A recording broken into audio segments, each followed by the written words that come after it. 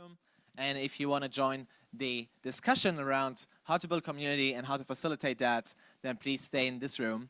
And with that, we're going to invite on our screen our co-panelists, co-moderators, co-facilitators. Close peers, close colleagues, good friends as well, and just all around great people. So hey, Rick, nice to see you. Hey guys, hey Matt, good to see you. Rick Schols, one of the founders of So We Build, and Rick can present himself in a second. And then we have Naima and Juan who are joining us in just a second as well. Yes, and Rick also, who has been very involved at Co-Liv, and you have built the community facilitation mastermind that's been happening for the last what, 2 months already, right? 3 months? Yes. Exactly. So there's going to be a lot of learnings that we're going to share from here. And I mean, while Naima and Juan are going to come in from Costa Rica, which is actually Sandra and I visited them like a couple of weeks ago, which was quite fun. We're going to start a bit. Do I hear something? I think that was a Naima call. I heard there's someone. There we go. There they are. Hello, guys. Hi. Hello, guys. Great to be here. Yes. Hey Naima and Juan, how's it going? Good. Good. Yeah. Recovering a bit from COVID still, but we're really yes. excited to be present with you all. It's been great summit so far.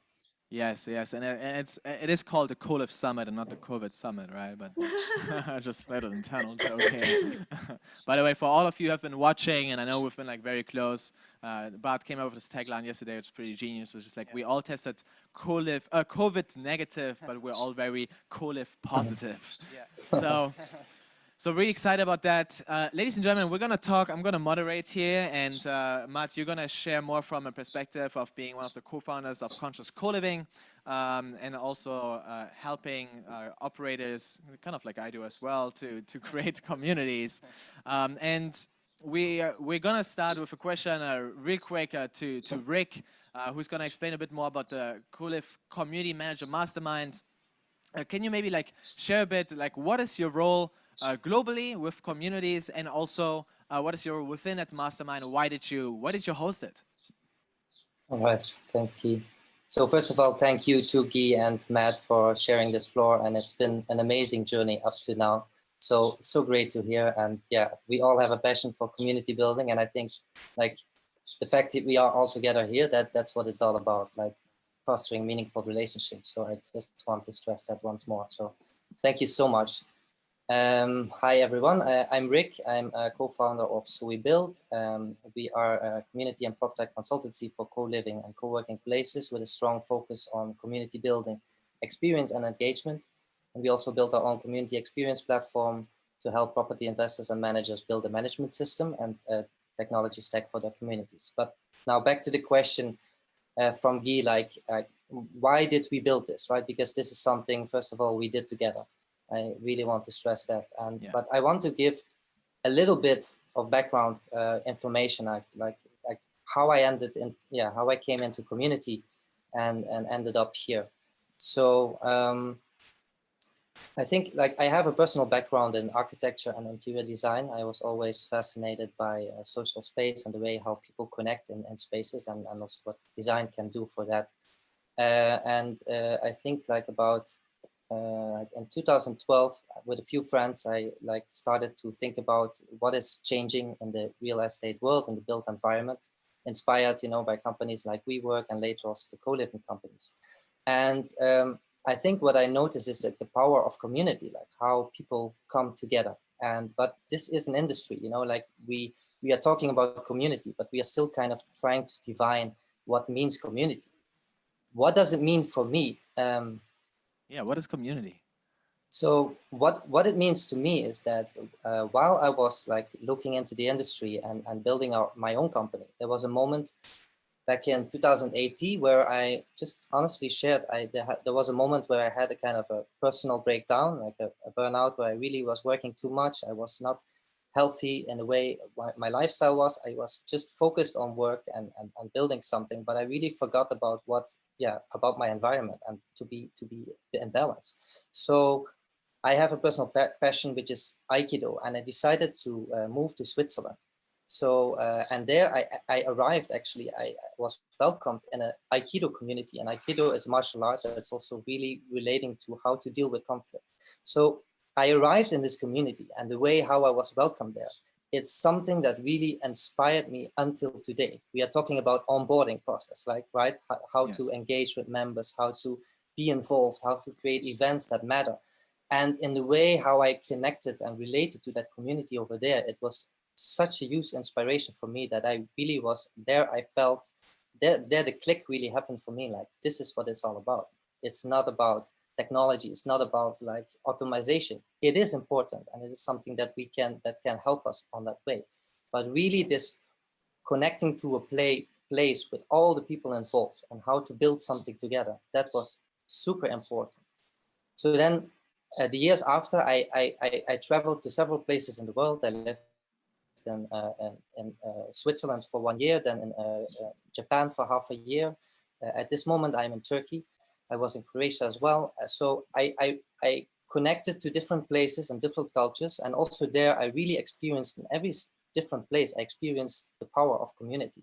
So I lived in different kind of co-living and co-living places, and also connected to co-working communities. And I saw that on every place, you know, that the community facilitator, community manager, the host, the house manager, whatever you want to call it, you know, there was always somebody that could help you out and help you grow in the way that you are, make valuable connections. But it's an expertise that is still kind of growing and evolving, just like the whole co-living industry is. So yeah, I really felt there like this is something that I want to give my life for, that I really want to help building. And that was also exactly the moment. I saw on LinkedIn, guys, it's exactly 1 year ago now that I connected first to Yuki. Like I think we connected on how to deal with conflict in communities, and you know, that it's all about like realizing it's not the problem itself, but it's about conflict can also help to grow, right? So we connected. I connected with you guys, and actually on that moment, and quite naturally, it emerged. I connected first with Guy, then with Matt and Naima, with Gosha, with Kate Maioli, and there are many others that I probably forget to mention now. But like, it was so, I was so amazed again, like how naturally this collaboration emerged, and we really want to kind of help the role and the definition of the community facilitator, to put that forward and to give importance to that. Yes, and we're going to talk about also like why community facilitator versus manager. And so what happened afterwards is that, you know, you've been leading like several sessions with community builders within the Co-Liv network to really like, as you said, because the co-living industry doesn't have at this point a lot of focus on how to build community and even community management trainings. And I know that Juan, Naima, Matt, like that's something that we've been exploring as well on that, like how to train community managers and facilitators. So would love to hear maybe like Naima, Juan, and then Matt, like you would love you to introduce yourselves. What's your relationship with community building? And for you, really concretely, how do you measure the health of a community? Great, thanks, Guy. So yeah, my name is Naima. I'm head of community and well-being for Conscious Co-Living, along with these two great colleagues, Matt as well over there. And yeah, my relationship to co-living has been a bit like Rick. I was able to explore being in many places, living in different countries, and seeing how loneliness is this pandemic before the pandemic. And so that really drove me to explore what are solutions to addressing loneliness, and came across co-living. And in particular, I want to mention Plum Village, a meditation and mindfulness amazing network of humans around the world, and this particular retreat centers. And the community there was just so inspiring. And so that's really been an influence for me. I'll let Juan introduce himself while I take a sip of tea. Go ahead. Yeah, definitely. Like, yeah, we were both with COVID, but definitely like she got most of the symptoms. Yeah. What are you going to pick up from? No, introduce yourself first, and then we can keep going around. Yeah. All right. So my name is Juan. I'm also from Conscious Co-Living, head of technology and communications. And yeah, blessed to be part of this amazing like family that we all are. It's like we all care for the same thing, and that's just beautiful. Guy, Yes. you were asking about measurement. Well, here's what I'd love that? to ask you to the four of you, right? And the question is, a lot of people ask, what is community? And we've tackled that from like different angles. How community is people living together. How community is like a group that identifies itself with each other. How would you measure the health of a community? Is there any like metrics that you would bring up, or like how would you, if I'm a co-living operator and you come in and you're gonna try to help me out with community building, how are you gonna assess the health of a community? Yeah, maybe I can share some thoughts here. Yes. So it's a bit of a nuanced thing. It's a bit of a tricky thing as well. Most operators and most communities or most brands are measuring engagement using NPS, Net Promoter Score, which shows kind of detractors and promoters of your brand. So that's a pretty traditional, classic way to measure success for your customers and to show how engaged they are with their brand. So I think the most important part of a strong community is definitely engagement and ownership. So not only that the residents are feeling a sense of personalization with the community, but also ownership within their space and even with the brand, and really feeling quite aligned with the brand. But also engaging on quite a regular level, and to their own extent as well, because community is also a bit of a push and pull, and people have different personalities, different needs. So they need also some private space and some communal or some times for communal activities as well. So it really is this kind of push and pull, and when you're getting into measuring engagement, that's a bit of the tricky thing as well. So it's kind of like these nuanced things about measuring events, activities, programs, how many people are attending these kinds of events, programs, initiatives as well, how many people are maybe engaging in technology platforms, how many people are being retained, retention rates as well, how many people are doing referrals to other of their friends or family to bring them into the community. These are all kind of classic ways to measure your community success. Yes. Especially, there's, as you said, there's NPS, but then there's like those other metrics like referral, definitely. Yep. Yesterday we had Brad and Reza here who were sharing like one of the crucial things, like how fast do you make new friends within the co-living space? Yeah, that's a great one. Yeah. That's really important. So I'd be curious, and I think maybe that question would go to Naima, because both Naima and I, and then also Matt and Juan, we've co-written a book called the Community Facilitation Handbook. Naima, why community facilitation instead of community management?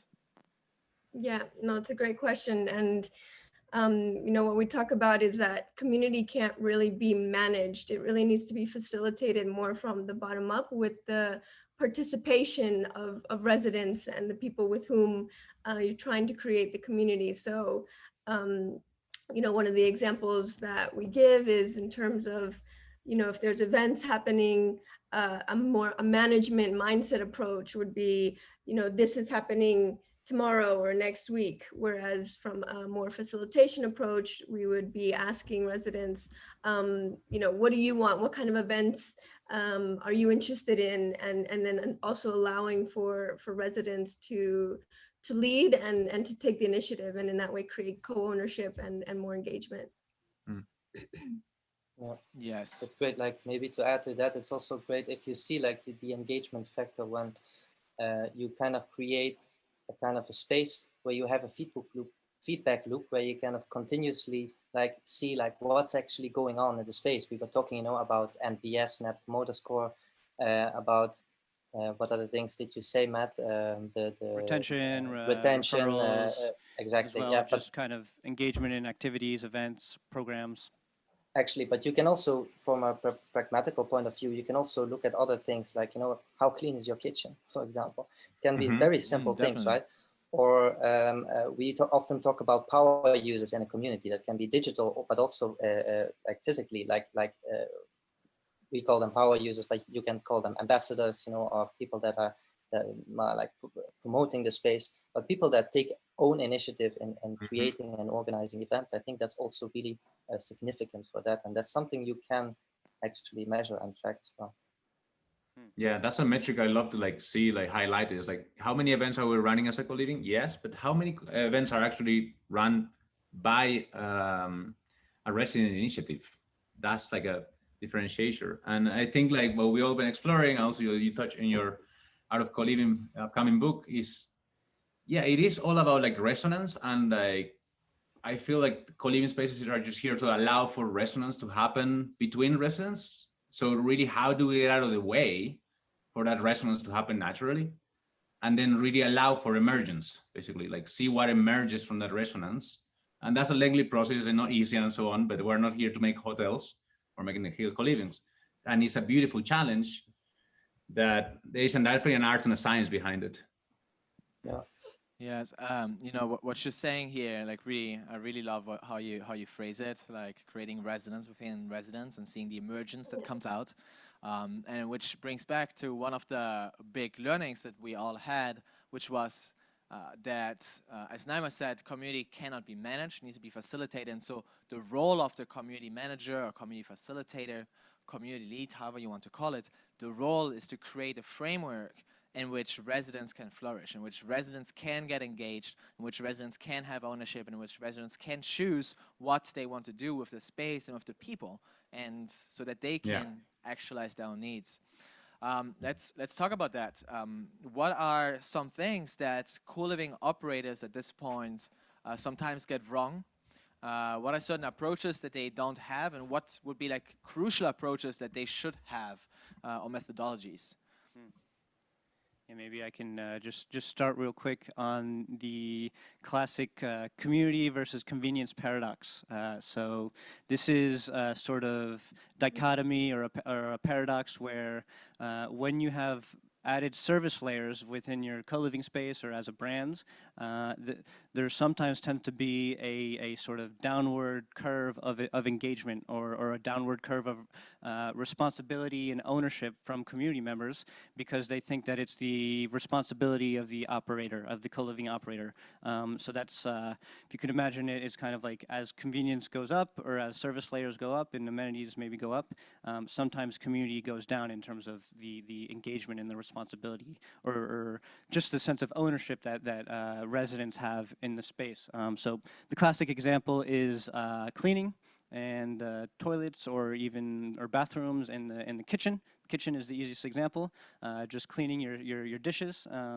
And if you have cleaning cleaning rotations, maybe once a day or even once a week. Sometimes it's on the Friday evening or over the weekend. Let's say the next rota is on Monday. Then there's a whole few days where nobody's really responsible to clean the kitchen. So it's a classic example where the residents kind of tell themselves, well, maybe I'm not going to do the dishes because it's going to be done on Monday. But then there's a few days where the dishes start piling up, things get messy, and people get angry. And then there's these points of friction and these points of tension. So yeah, this kind of community versus convenience paradox is quite common, and things to do in order to facilitate that or facilitate that it doesn't happen. Just kind of creating clear expectations from the start. That's kind of rule number one, or one of the top 5 rules is clear expectations amongst your residents, and staff. Who does what when, and yeah, really giving senses or giving ownership and responsibility to residents as well. Yes. And, you know, like, for example, recently a co-living operator hit me up and he was like, hey, we've been operating now for a year, and it looks like that, you know, my residents now, they don't want to take out the trash, and because we promised him all-inclusive, and he doesn't know how to change the behavior now, right? So, like, setting expectations from the very beginning is crucial.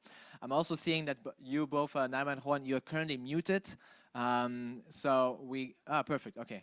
I was just worried that you guys can't talk. Just because it's a street here, so we're trying to block the noise as well. There's a construction happening. That's totally cool. That's totally cool. Do you have anything to add to that?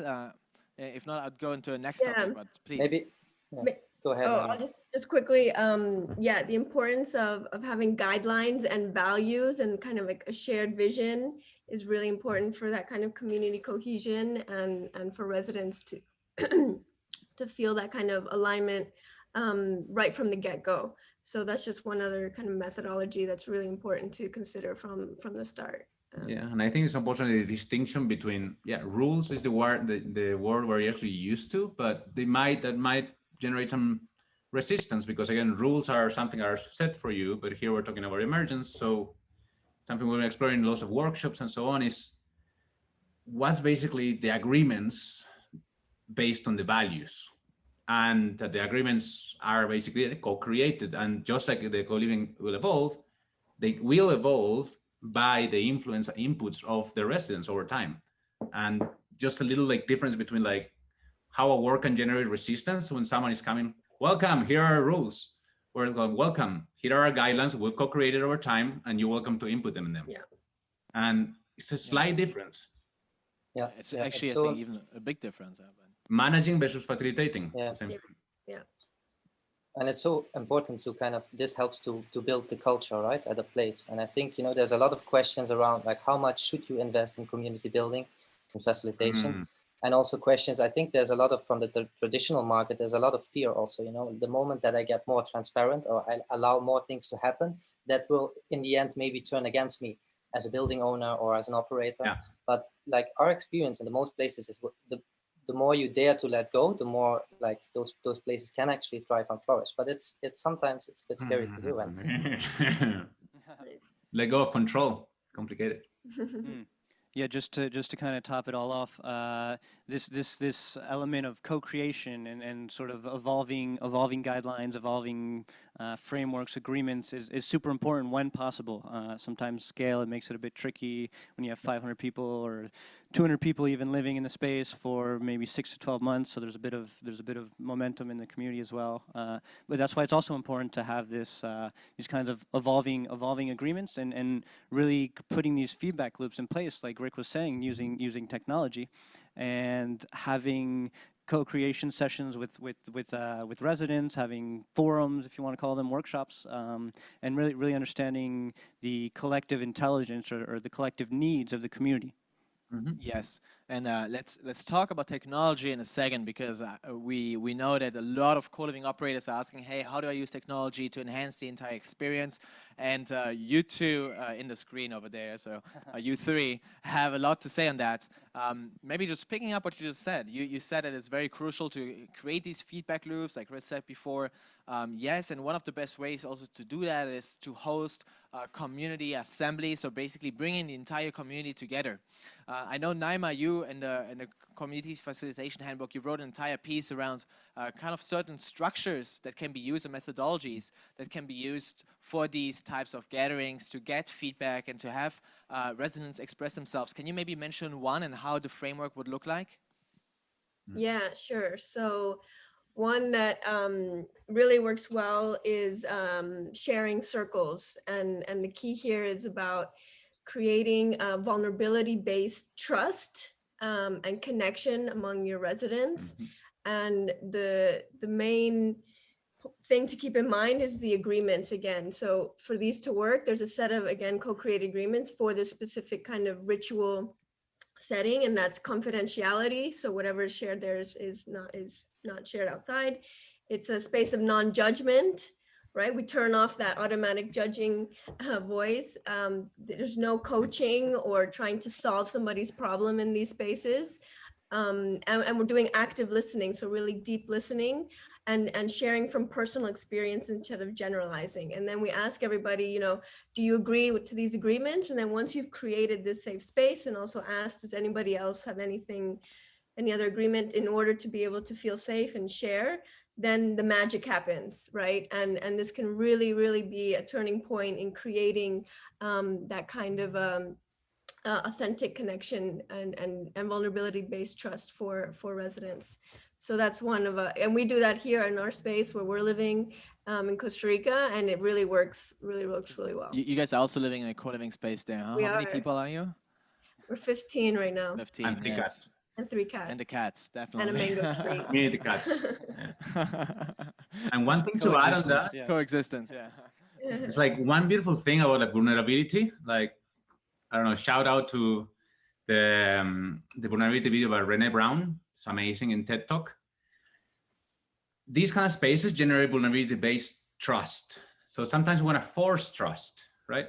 But how you can really build up trust is what I mentioned already in a few sessions ago. Is about trust is really about being to show up and be yourself and be vulnerable, which doesn't mean being weak, again, redefining words, but it's just being present and being okay to be myself with you all.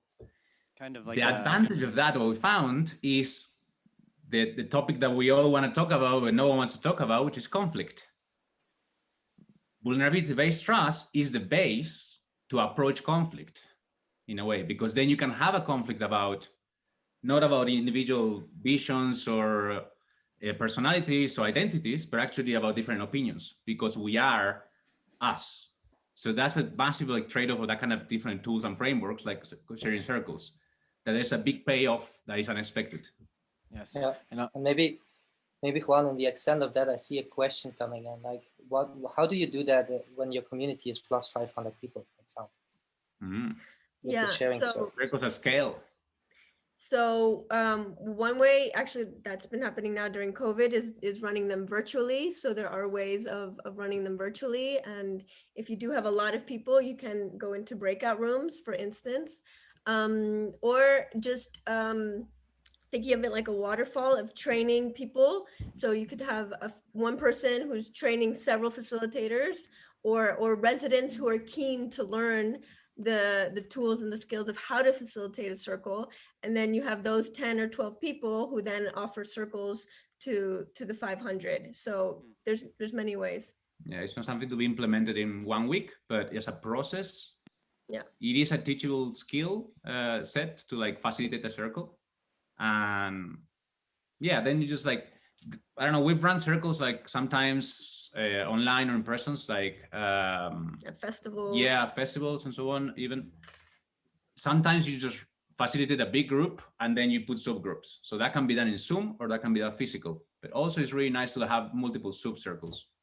There's many ways.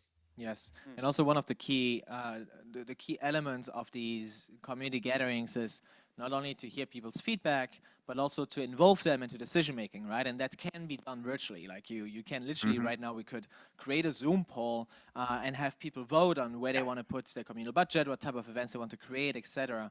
Which leads actually to the next subject, which is technology and how technology can help building out communities. Rick, you're working on a prop tech startup. Or in a community tech startup, depending how you want to see it. Would love to know, and we also in the last community manager mastermind, the main topic was technology. Would love, could you share your key highlights from that mastermind, and also on what is crucial, or what are your best practices on how to build community through technology? Yes, so first of all, maybe it's good to mention again, you know, that Christian and Michael are really focused on building the tech community, but we really want to create bridges also there as well, because I think this is key to building a successful place, is to combine, to bridge, you know, the gaps between technology and community, and that we don't use technology just for a goal. You know, it's not, and we get this question a lot. Building owners or investors come to us and ask like, hey, we have this community with 300 people in a building and we need an app. And why do you need an app? Well, because community, right? We need an app. So, but it's obviously not as simple as that, right? It's not just you launch an app and you have a successful community. It's really? I'm kidding. Is that really?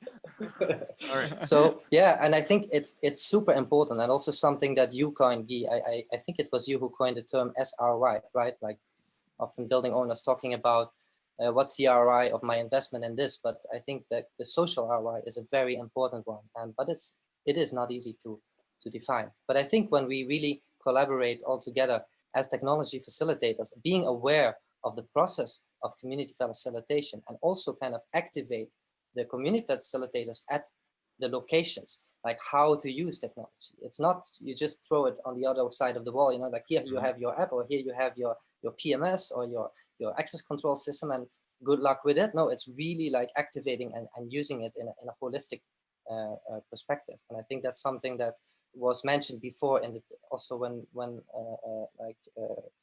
when Christian and Gita and the guys from the House Monk and West Harmonics were talking about Jumbo Tiger, you know, we all want to do the same thing. It's just activating the communities. And I think like, yeah, this is the moment to start talking about that and to really join forces and think how we can do that best. Yes.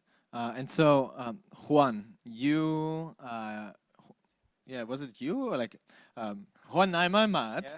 You guys recently did a huge survey on best applications and tools to use for communities in co-living spaces? Yeah, the Co-Living Mobile App Survey, and it's the basis of our Co-Living Mobile Apps and Tech Guide that we're currently working on. Yes. Could you share with us maybe 3 apps that you recommend and why? Only 3? You can go for 5 if you want, but then differentiate them. Yeah, I'll let Juan and Naima take it away. Yeah, well, actually, one of the main things that we talk about in the guide is that there is no one size fits all or one app fits all solution. And because, first of all, there are so many different options, features, but also because different operators have different resident demographics, different needs, different sizes. So I don't want to, recommend 3 over others, but what is really useful in the guide is we list out all of the features that from the survey results, most of the operators say that they want to have these kind of features included in apps. And then we do share several apps that include a lot of these features. And particularly what we're noticing really as a useful combination is property management with community features. And there are several platform and apps that are offering that kind of a combination. And the other important thing to talk about is APIs and integration. Yeah, so that's a key thing. I was saying, like, generally, we're not hotels, but also we're not properties. So what are we? We're not just virtual communities. So PMS and community building, if you want to call it, or facilitation, is sort of the new core of what's been like developed from different angles.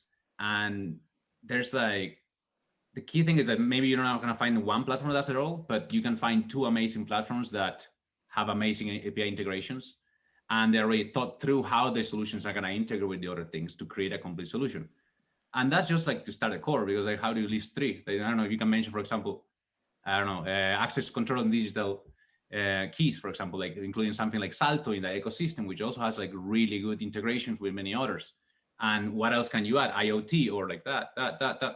So it does create, I think the key thing is finding like the 3 and like people to explore is, and we can explore, help out with the guide, is finding which are the 3 like tech partners that will really care for what you care for, and be willing to build it up and collaborate with others to build it up over time. That's essential, and that's what's going to happen in the industry, I think. And we do feature So We Build in the guide, of course. But also really important to mention that that was also mentioned in the previous meeting, that it's very important that you sit together with a team of experts that know about, that you can together create a set of requirements for your space. Again, there's no one solution, and it's really different per space, but that's very important. You don't try to build everything yourself, because we all want this, but in the end, it's quite a complicated process as well. But really sit down together. Yeah, I'd love to make that process just a bit easier right now for the audience. And really, can we name apps that people can use? Because a lot of people are lost in that. I know a lot of people, for example, mentioned Spaceflow. That's an app that's being used a lot. And by the way, this is not sponsored. This is really just to understand what apps are out there. What are other tools out there? Rick, Matt, maybe you can share So We Build, not sponsored. Res Harmonics, Jumbo Tiger, Mon Building as well. District Tech as well. House Monk. District Tech. District Tech. I know some of those apps, they're more focused on the property management side, while others are more focused on the resident engagement side. Some have exactly. both in the same platform. Some have Exactly. both capacities in the same platform. Yeah. Key thing with technology is that it just evolves. That's the thing. And if you take a snapshot of what's out there right now, it's not what was there 6 months ago. And like you said, Guy, this was not even here 2 years ago. So the key thing is like, what's going to happen in 6 months? So that's the intention of the survey and also the tech community is really to like help out all of us that are here, gather our information and put it there and say like, let's build this or build this for us. And that will come with and time. I think also, and I think also towards the future, that's something that Gui previously coined as well, that I think we will go more and more to kind of almost like an open source system for a community that you can, switch on and off different apps and without even your own development process. But I think that's something maybe in about a few years, something for the future. And up to then, we really rely heavily also on technology experts to help us with that. Yeah. Just to kind of cap it off, going back to what Rick was saying about having these clear needs or identifying clear needs and goals and objectives of what do you want your community, how do you want your community to thrive, and then embedding those outcomes or embedding those kinds of inputs and activities and outcomes into the tech platform, and working with these specialists like the ones we've mentioned, who can help you based on your own sort of like digital transformation roadmap that you've maybe co-created with them. To outline what do you want out of these tech platforms. So, for example, do you want to reduce loneliness within your residents? Do you want your residents to feel more energized, to feel more happy, to feel more kind of connected? These could be clear kind of KPIs, clear ways to measure impact as well, and embedding those outcomes into your tech platform. Yes, and I think one of the things that I'm personally looking forward to in a lot of tech platforms and how they're going to be evolving is the notion of onboarding.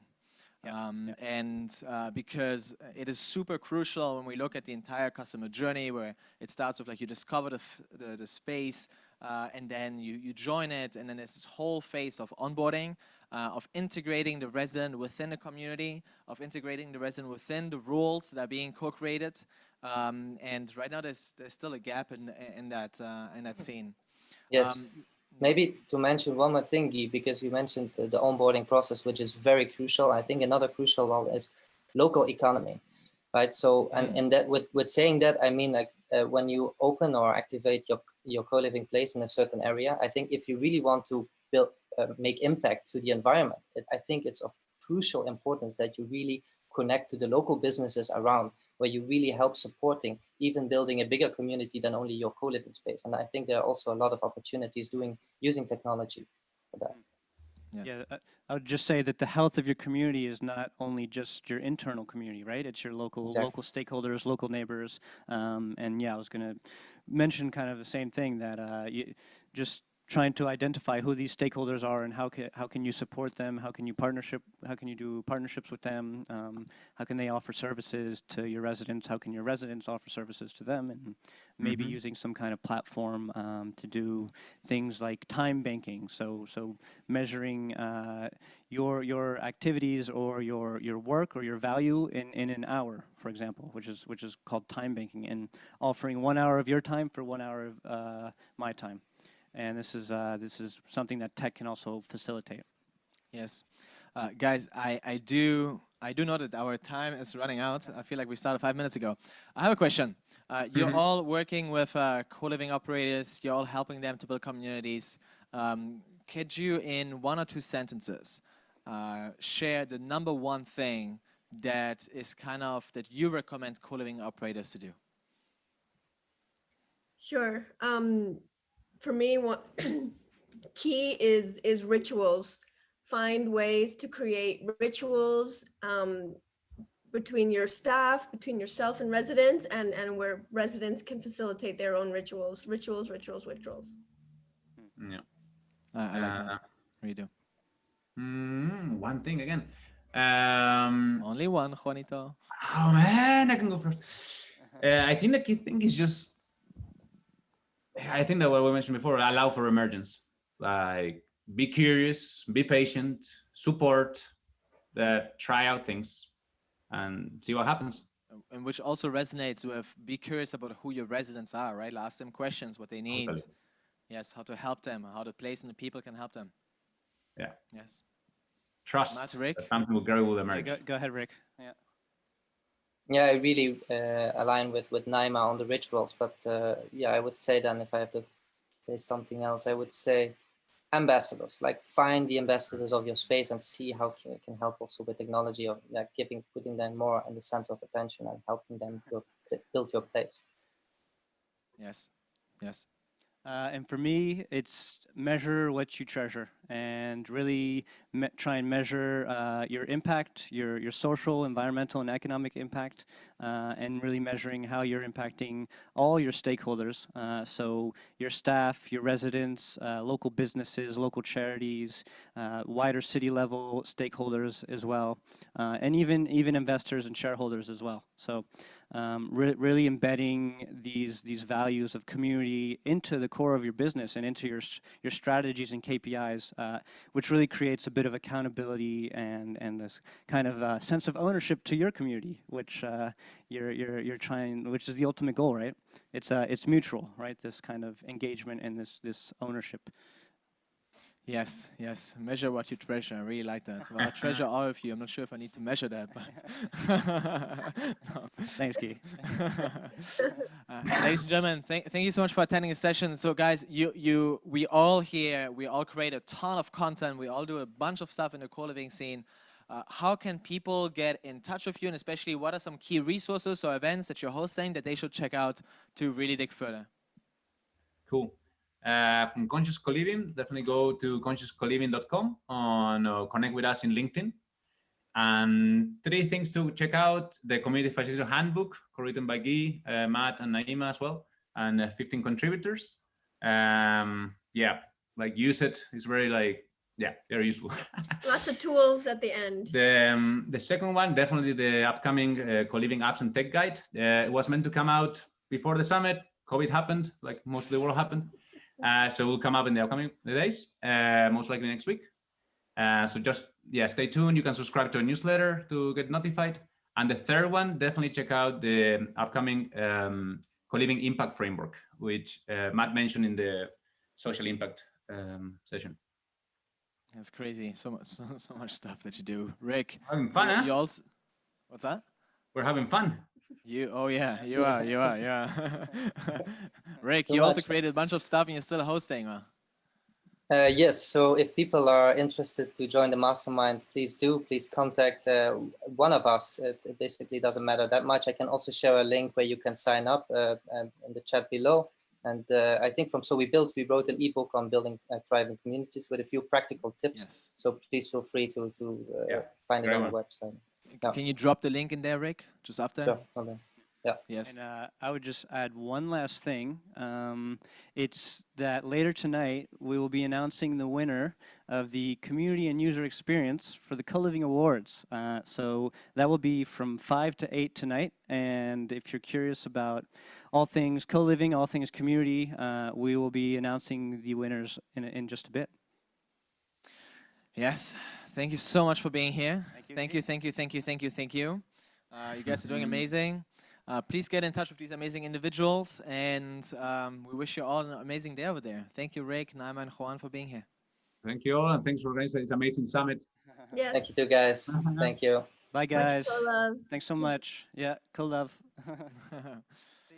So.